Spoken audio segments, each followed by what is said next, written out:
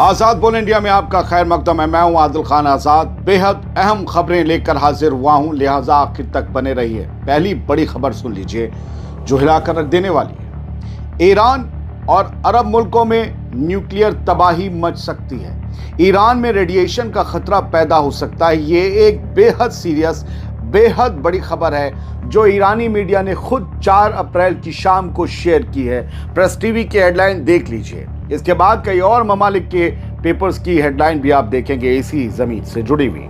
Iran के foreign minister Abbas Araghchi ने warning दी है कि बूश शहर न्यूक्लियर पावर प्लांट पर लगातार हो रहे हमले पूरे खित्ते, पूरे रीजन में एक बड़ी तबाही का सबब बन सकते हैं। ईरानी फॉरेन मिनिस्टर की इस सीरियस वार्निंग को जरा गहराई से समझ लीजिए। अब्बास अरागची ने सैटरडे को 4 अप्रैल को सोशल मीडिया पर बताया कि ईरान के इकलौते न्यूक्लियर पावर प्लांट बूश शहर पर आज एक बार फिर हमला हुआ है। उन्होंने साफ किया कि ये चौथी मर्तबा है जब इस प्लांट को निशाना बनाया गया है। अगर यहां से जहरीली गैस या न्यूक्लियर रेडिएशन लीक होता है तो इसका असर सिर्फ तेहरान तक नहीं होगा बल्कि गल्फ के मुल्कों की, अरब ममालिक की राजधानियों तक, कैपिटल्स तक जाएगा और वहां जिंदगी खत्म हो सकती है। अरागची ने वेस्टर्न मुल्कों की खामोशी पर कड़ा एतराज जताया है। उन्होंने याद दिलाया है कि जब यूक्रेन के ज़ापोरिज़िया न्यूक्लियर पावर प्लांट के पास हमला हुआ था तो पूरी दुनिया ने शोर मचाया था, लेकिन ईरान के न्यूक्लियर प्लांट पर 4 हमलों के बावजूद दुनिया खामोश है। इसके अलावा आज ही दोस्तों ईरान की पेट्रोकेमिकल फैसिलिटीज और सिविलियन इंफ्रास्ट्रक्चर जैसे पुलों, फैक्ट्रियों को भी निशाना बनाया गया है।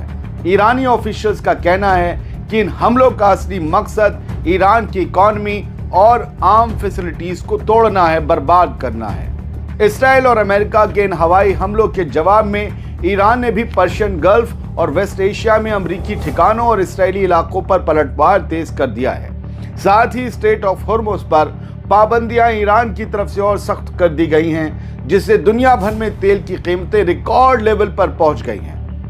दोस्तों, मेरा मानना है कि न्यूक्लियर पावर प्लांट को निशाना बनाना इस जंग को एक ऐसे मोड़ पर ले आया है जहां से वापसी का रास्ता बहुत मुश्किल है। जब रेडिएशन का खतरा पूरे मिडिल ईस्ट के मुल्कों पर मंडरा रहा हो, चाहे सऊदी अरब हो, यूएई हो, कतर हो, कुवैत हो, कहीं भी रेडिएशन फैल सकता है, तो समझ जाइए कि मामला अब कंट्रोल से बाहर होता जा रहा है। बूश शहर पावर प्लांट पर हुआ ये चौथा हमला ये साबित करता है कि अब इस जंग में किसी भी हद या किसी भी कानून का ख्याल नहीं रखा जा रहा है। अमेरिका, इसराइल को इससे मतलब नहीं है कि ईरान में और ईरान के साथ साथ पूरे मिडिल ईस्ट में क्या बड़ी तबाही मच सकती है अगर न्यूक्लियर मवाद लीक हो गया तो।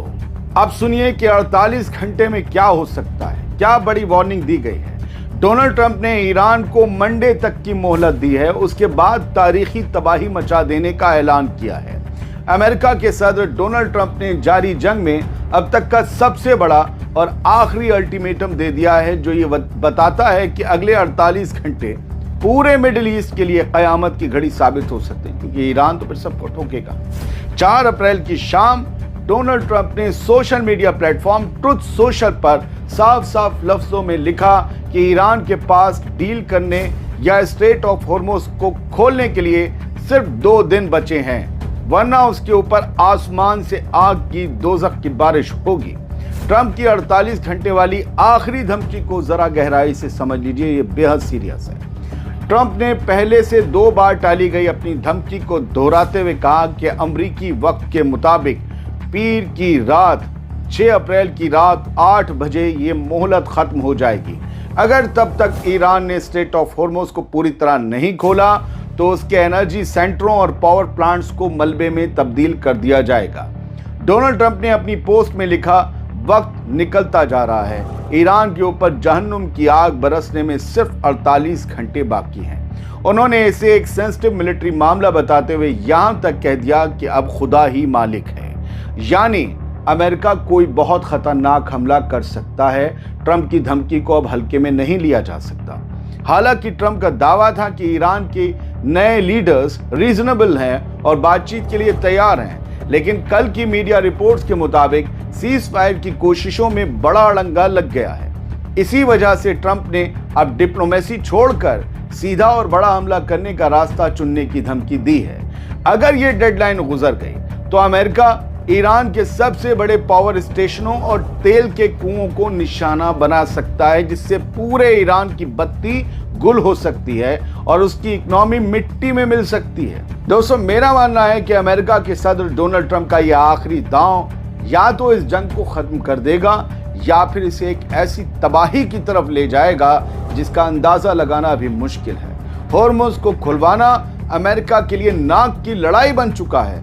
जब दुनिया की सबसे बड़ी ताकत ऑल हेल यानी कयामत ढाने की बात कर रही हो तो समझ जाइए कि मामला बेहद सीरियस है। फिलहाल हॉर्मुज़ के मुहाने पर इस वक्त बारूद की बू साफ महसूस की जा सकती है। डोनाल्ड ट्रंप की धमकी को हल्के में मत लीजिएगा। कहा था हमला करेंगे, कर दिया ईरान पर। कहा था लीडर्स को मारेंगे, सुप्रीम लीडर से लेकर बाकी लीडर्स तक को शहीद कर दिया। कहा था फैसिलिटीज को नुकसान पहुंचाएंगे, वो कर रहा है। और अब 48 घंटे का यह आखिरी अल्टीमेटम बेहद सीरियस मूव है, बेहद सीरियस डेवलपमेंट है। अब ईरान से आई एक बेहद अहम खबर सुनिए जो ईरान के एयर डिफेंस की बढ़ती ताकत की नुमाइंदगी करती है। ईरान के खात्मा अंबिया एयर डिफेंस हेडक्वार्टर के कमांडर ने दुनिया को यह बता दिया है कि ईरान का आसमानी पहरा अब पहले से कहीं ज्यादा मजबूत हो चुका है और दुश्मन के सबसे एडवांस्ड फाइटर जेट्स भी उनके निशाने पर हैं। ब्रिगेडियर जनरल अली रजा इल्हामी ने 4 अप्रैल को साफ लफ्जों में कहा कि ईरानी एयर डिफेंस सिस्टम दुश्मन के हर मूवमेंट पर पैनी नजर रखे हुए हैं और उन्हें तबाह करने की पूरी सलाहियत, पूरी कैपेबिलिटी रखते हैं। ईरानी कमांडर के बड़े दावे को जरा गहराई से समझिए। जनरल इल्हामी ने यह बताया कि ईरानी फौज और IRGC की एयर डिफेंस यूनिट्स ने अपने देसी यानी होम ग्रोन टेक्निक और एडवांस सिस्टम के दम पर अब तक दुश्मन के कई फाइटर जेट्स और 160 से ज्यादा महंगे ड्रोन्स को मार गिराया है। इन शिकारों में अमेरिका के सबसे महंगे MQ-9 रीपर ड्रोन्स, हर्मेस और लुकास जैसे ड्रोन्स भी शामिल हैं। ईरानी कमांडर का दावा है कि उनके एयर डिफेंस सिस्टम ने न सिर्फ चौथी पीढ़ी यानी जनरेशन 4 बल्कि 5वीं पीढ़ी यानी 5th जनरेशन के मॉडर्न फाइटर जेट्स को भी ट्रैक किया और उन्हें निशाना बनाने में कामयाबी हासिल की, नीचे गिरा दिया। ये सब ईरान के बनाए हुए मॉडर्न इक्विपमेंट्स और देसी टैक्टिक्स की वजह से मुमकिन हो पाया है।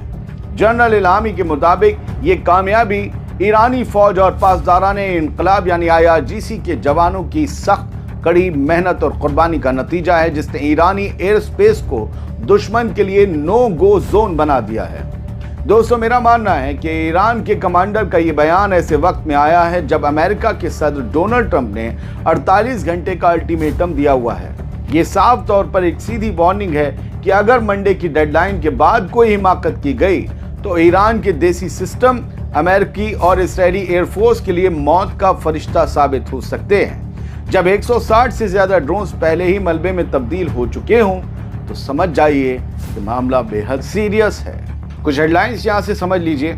इसराइल पर आज जबरदस्त तरीके से ईरान ने मिसाइलों की बारिश की। 94वीं 95वीं लहर मिसाइलों की दागी।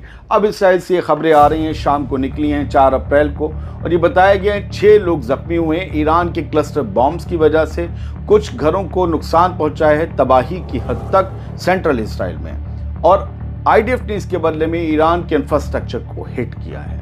यानी तबाही तो मची है। अब तबाही के भी कई लेवल होते हैं, चरम, परम, तुरम, कुरम, समझे, छोटी तबाही, बड़ी तबाही, मजली तबाही, नन्हे वाली तबाही, इस तरह के तबाही के सिलसिले दोनों तरफ चल रहे हैं। IDF confirms bombing Iranian petrochemical facilities, says site used to make ballistic missile materials। जैसे गजा में और लेबनान में हमले करके हमेशा IDF और इसराइल बहाना बनाते थे, आज भी उन्होंने आवाम से जुड़ी हुई फैसिलिटीज को ईरान में जब निशाना बनाया तो बहाना बना दिया। IDF ने कंफर्म किया कि उन्होंने ईरान की पेट्रोकेमिकल फैसिलिटीज को नुकसान पहुंचाया है, उन पर बॉम्बिंग की है, और कहा कि यहां पर बैलिस्टिक मिसाइलों का मटेरियल बन रहा था, इसलिए हमारे लिए जायज टारगेट थे, हमने ठोक दिया। ये सब कुछ सर चल रहा है और इसके साथ जंग चल रही है। बहुत बहुत शुक्रिया। सलामत रहिए, खुश रहिए।